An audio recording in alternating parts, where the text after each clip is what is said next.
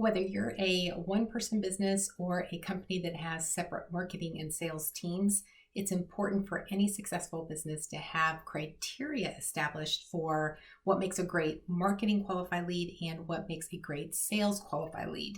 And more importantly, how does that handoff happen in between? I'm going to review some questions that you need to ask yourself today, as well as go through an example of how you can qualify your incoming leads as either marketing or sales. So stick with me.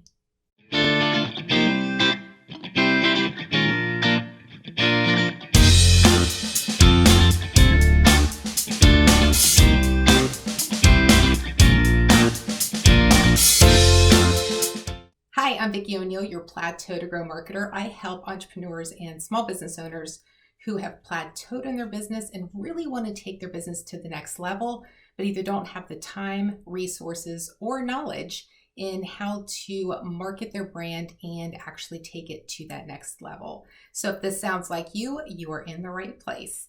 Let's go ahead and get started with this week's topic, which is identifying marketing qualified leads and sales qualified leads. First off, let's define what these two terms mean. And also I want to say that they shouldn't be used as a versus, but as an and, meaning not marketing qualified lead versus sales qualified lead, but marketing qualified lead and sales qualified lead, which implies that marketing and sales should be working simultaneously and creating alignment between the two so that any communication, expectations, and criteria as part of that handoff process happens as seamlessly as possible. Keep in mind that the person affected most in those processes are your prospects or your customers, and you want to make that process as easy as possible for them. A marketing qualified lead, or an MQL, is defined by marketing as a prospect or a lead that's likely going to become a customer at some point in the future based on behaviors and demographic information that corresponds to the ideal target customer or persona and is going to be a good fit for your company. A sales qualified lead, or an SQL, is a lead or a prospect that has shown buying decisions. And that could be anything from you as a salesperson reaching out to someone. It could be someone who's shown a lot of different behaviors along the way from marketing to you and also matches the ideal customer persona and criteria that you've established for what a good lead is. These sales qualified leads are more likely going to give information in regards to their budget amount, what their pain points are, and you've likely had some type of conversation or they've been involved in a product demo or a webinar of some sort to see if you're a good fit for them. When we look at marketing qualified leads and sales qualified leads, we need to look at the criteria that qualifies for each, and that requires taking out a piece of paper or getting a whiteboard with your marketing and sales teams involved and identifying what that criteria is for marketing to know that when a lead comes in that they're going to prioritize it above other leads and prepare it and nurture it to prepare it for sales.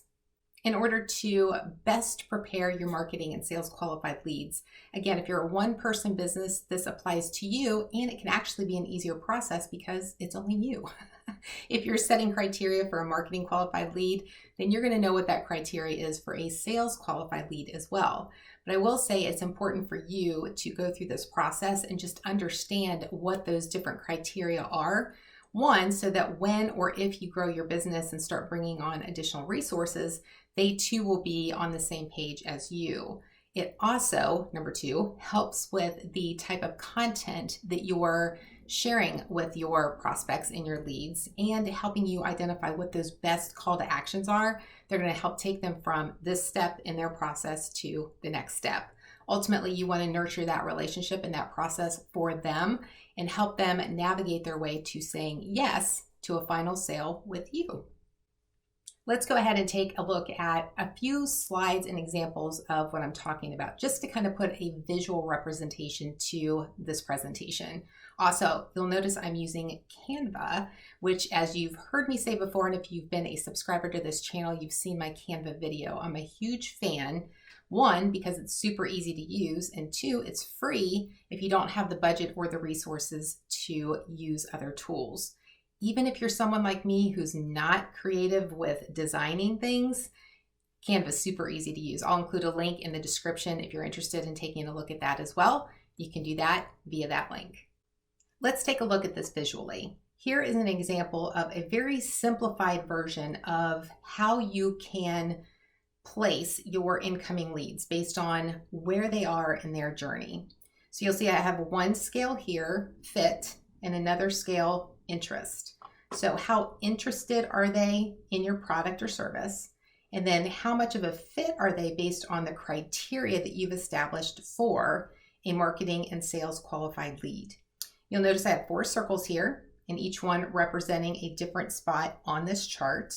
The one that you ultimately want to get to is this one right here that says take action now.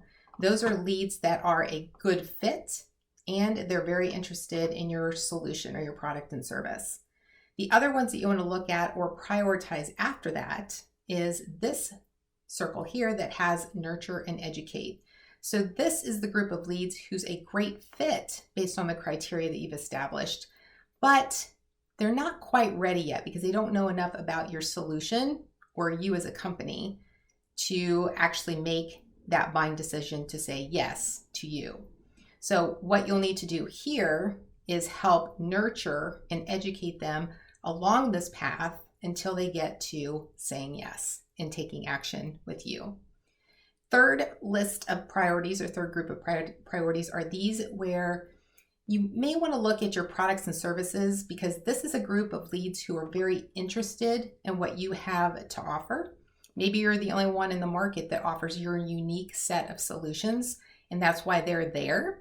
But they may not be a good fit based on the criteria that you've established. And that's okay. If they're not a good fit based on the criteria you've established for marketing and sales, but they're showing a lot of buying signals and a lot of interest in your product and solutions, then you may want to look at your overall solution set or the different options or packages that you have created and determine and evaluate whether or not you need to create a more simplified version or a different package than something that you have available currently. There's probably a reason why they're not saying yes to something that you've already got in place.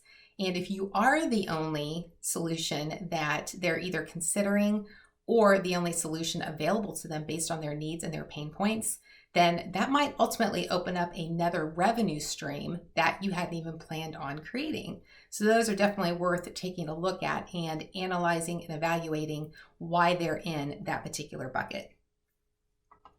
And if we go to this last one where I've got no, these are leads that aren't a good fit based on your criteria and they're not interested in your product. These might just be people who have been interested in learning about your industry and they saw you as an expert in sharing a lot of great, valuable, actionable information and they wanted to just learn. But you know what? They're not interested in buying, either because their company or their needs aren't a good fit, or they're doing their own thing and they just don't see it as an opportunity based on resources, budget, or need. Let's go ahead and take a look at how this fits into the customer journey and the content, and then where the marketing qualified lead and sales qualified lead come into play. This might look familiar. I reviewed this chart, a similar version of this chart, a few weeks ago, and that's why it might look familiar. So you'll notice customer journey. These are the 6 steps that I include in my process and in my programs, only because I want the defined state to be that of making sure that you have your ideal customer identified. Who is your persona? Who is your ideal customer that's a great fit and has a lot of interest in your particular solution? And then taking them through the know, like, and trust process before they buy, and ultimately becoming a retained customer or a customer who continues to purchase from you because they've had a great experience with you. So why wouldn't they, right? So I added these other categories here as a way to show how my journey steps correlate to ones that you might also be familiar with. So ADA is the one that most people are familiar with: awareness, interest, desire, and action. But also people use strangers, leads, qualified leads, opportunities, and customers. So what I've done here is circled the area that makes the most sense for my business to look at what would be considered a marketing qualified lead, where the handoff would happen, and then what would be considered a sales qualified lead. Now, I know you're probably saying, okay, but what does that even mean? Where's the criteria? How do you know? And is it definitive either in your process or for all businesses? And I'm going to say no. And here's why. I've got this gray dotted line here, which means it's mobile. You can move it wherever you want. It's flexible. It's a gray area. So you can move that wherever it makes the most sense for you. And this is obviously going to depend on what works for your particular customers and your business type, your business model. How is it set up? You might have a service that's set up where the entire sales process is online and you don't have a person interacting with you or your company. They simply just add it to cart, buy, and they're done. But if you have a separate process where you've got marketing or marketing strategies associated with part of your customer journey, and then a salesperson or specific sales strategies associated with the other part of the customer journey, you'll just want to make sure that you identify that. Why? Because it helps you and your customers with the best experience possible with you and your brand. So what I like to look at is what content falls in this area here between like and trust. And the reason why I'm looking at that is because this is where my MQL and SQL will be separated. Again, if you need to move it for your company, then go ahead and do that as well. So what does that look like exactly? Let's take a look. So here we have the customer journey, MQL and SQL. Again, it's important to keep marketing and sales aligned as much as possible, even if you're a one-person business, but especially if you have separate teams, to keep that communication consistent and make that process as streamless as possible, and keep that process as streamlined as possible. So you'll also notice I've kept all of these here, and what I'm going to do is show you how this works in regards to content. So if we want to look at this and show the define stage, you'll notice that that's the area that you'll want to identify who your ideal customer is. Very first step, I talk about it all the time, whether you're watching these videos, you're in my live videos, or you're listening to my podcast or reading my blog posts. Everywhere it's about making sure you have your ideal customer avatar or your persona identified up front. It makes everything easier for you and allows you to maximize your budget even further.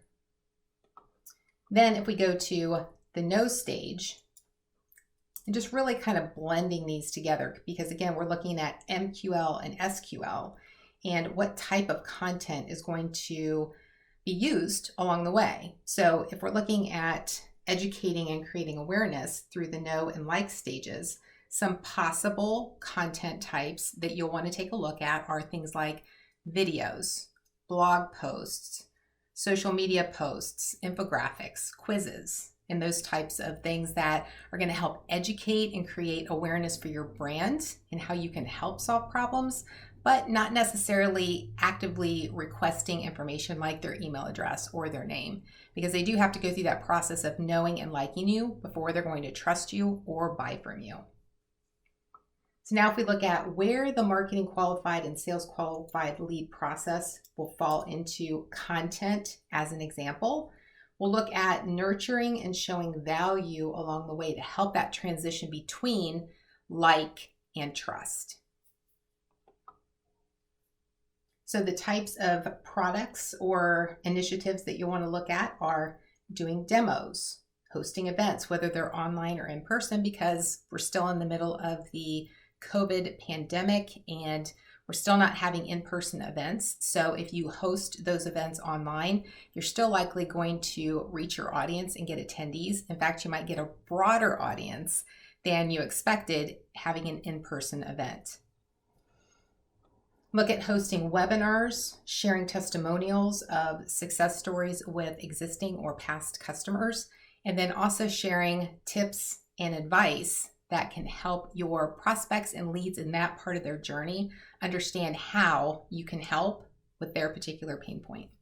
Looking at the desire action in that final stage of the SQL process. So you've likely handed off the MQL, SQL when they signed up for the webinar or for the demo, because those are sales related initiatives. Those are actions that show that they have buying intent, but they're just not ready to do that yet. So going to this next level, you'll see the type of content that you want to share to help get them to that next step in their process of actually purchasing from you. And that type of content looks like this. You'll want to share stories and give them validation for their purchase and choosing you as their solution. So look at user-generated content. Customers who have posted information about your product or service, and then you've used it in your marketing initiatives to show that, hey, here are people who have bought our product or service, and here's what they think about it. You will too. Social proof, testimonials, buying locations, and then offering a money-back guarantee. You'll notice testimonials were in two different spots. Those can be used along the way because you'll want to make sure that you're providing the information to give them confidence and comfort in your product and solution, especially if there's another company or person like them that they feel like they can relate to and you've solved their particular problem. That's really going to help take them to that next step towards saying yes to you.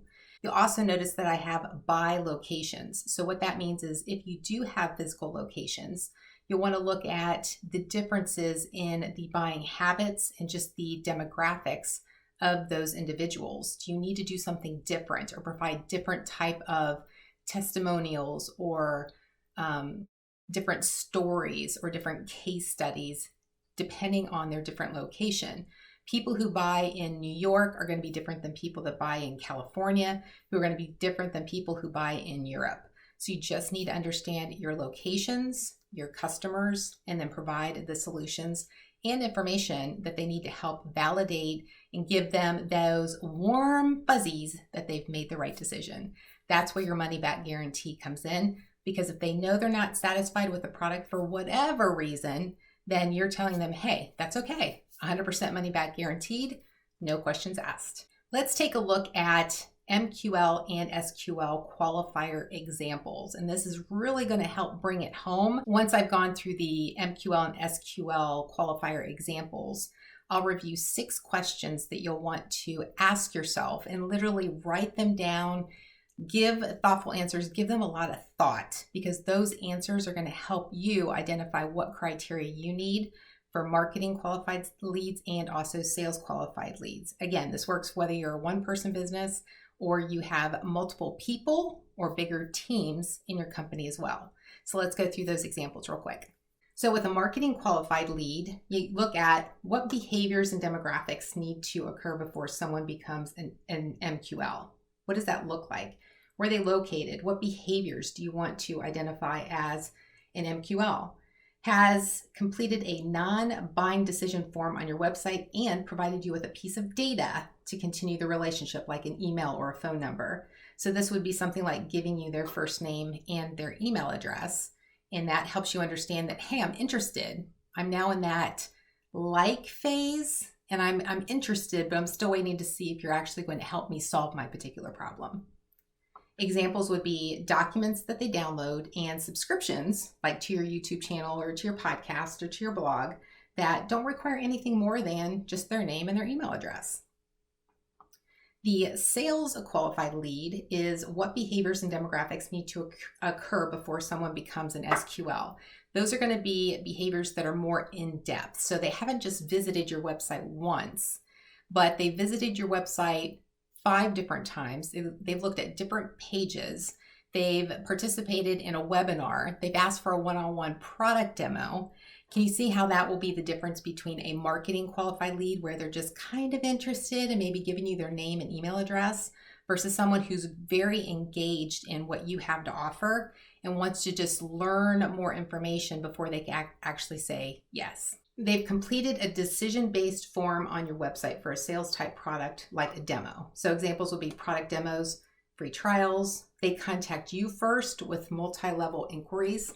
And that could have been that they were following you on social media. Maybe they are following you on Facebook and Instagram and Twitter, and maybe they're even following your company page on LinkedIn. But if they're following you in all those different places, chances are pretty high that they're soaking up all the information that you're sharing on all the platforms, or at least their favorite platform. Now, the thing is, if they're reaching out to you, whether it's live chat, it's email, it's a phone call, it's a form that they've completed, if they're engaged in asking questions in your products or your services, or they bring a particular pain point to the surface that you need to address, they're likely going to skip the marketing qualified lead and go straight to sales qualified lead. So make sure that that's an example that you review with your team, or you give some consideration to when you're identifying your different steps in your process to know which ones are going to be marketing qualified and which ones are going to be sales qualified. You'll also want to take into consideration if you have salespeople, or if you're actively calling on prospects yourself through the phone or email, however that happens. If you connect with someone in that way, they respond to your email, or you actually get to have a conversation with them over the phone, or they even schedule a Zoom call, then that's something that you need to look at and say, how are we going to handle this as a lead? Is this going to be a marketing qualified lead if they respond, or is it going to become a sales qualified lead? Again, all of these are completely contingent upon your internal processes, your business model, and your overall resources. Now, I mentioned I would review 6 questions with you that will help you identify where your marketing qualified lead and your sales qualified lead will actually separate, or how that handoff process will happen inside your company. So let's go ahead and take a look at those. The first question is, what action did they take to engage with someone at your company? This is looking at something that I just referred to in the visual of showing what actions have they taken on your website with your social media. Are they not just following you, but they've actually responded to something that you've posted, or they've shared it with their audience? Those are going to be key factors in understanding and identifying where they are in their process, which is really going to help you help them with their buying journey and hopefully saying yes to you. The second question is, how often have they engaged with someone at your company? This is something that could have happened strictly online. Again, like I mentioned earlier, with the different web pages that they would have visited. If they've just gone to your home page and bounced, then they're probably not going to be a good candidate for your company. But if you know that they've gone through and they've looked at your services, and they've signed up for your weekly newsletter, they are following you and attend your live videos on YouTube, and they've engaged with your content on Facebook, chances are pretty high that they're really interested in you. They're just kind of waiting for that moment to say yes. The third question is, where did they first connect with us? Was it outbound? Was it inbound? Was it social? Was it through live chat? Was it through an online event or an in-person event from 2 years ago? Look at the different ways that they have connected with you. And the reason why this is important is because if they're just connected with you on Twitter and they're just following you on Twitter, Twitter's a pretty quick feed, right? I mean, something's there and in seconds it's gone and it's forgotten. So take into consideration the platform that they have connected with you on.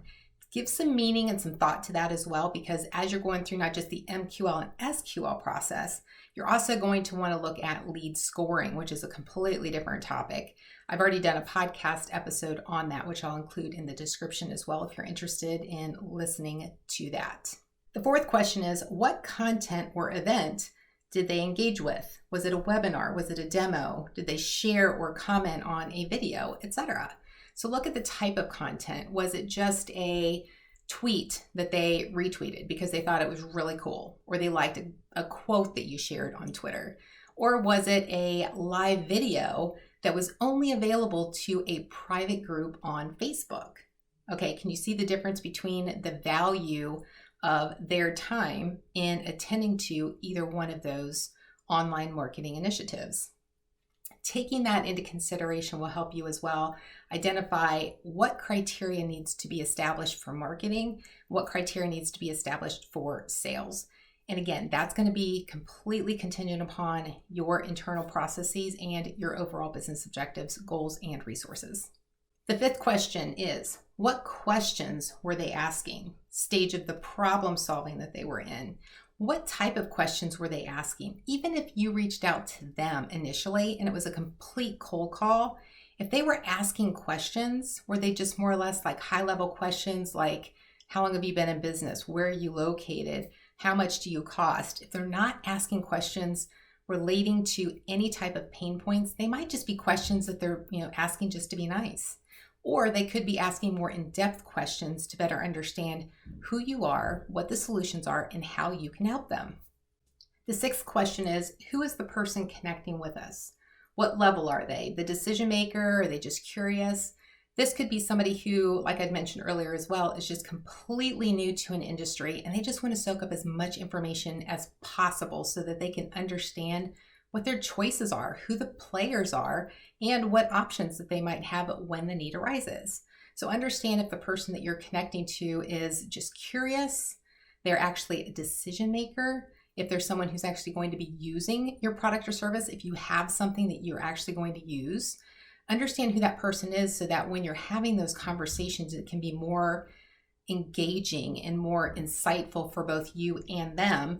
And when you get off the phone or discontinue the emails that you're going back and forth with, it's a win-win for both of you, even if they decide not to move forward with you at that point. If there was something in this video that resonated with you, whether it was how to generate leads, the customer journey visual that I shared with you, or establishing lead criteria for understanding what a marketing qualified lead is versus a sales qualified lead, I invite you to complete the marketing breakthrough application form in the link below this video.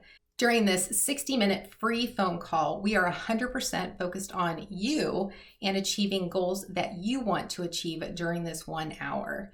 I encourage you to complete the form, fill out the additional questions. It's not just name and email. I will tell you that up front. I invite you to complete the questions, which will help me better prepare for a very productive phone call focused, again, 100% on you. I guarantee at the end of the 60 minutes, you will have information and actions that you need to take the next step in your business. Go ahead and go to vickioneal.com/apply, and let's go ahead and get you on the calendar.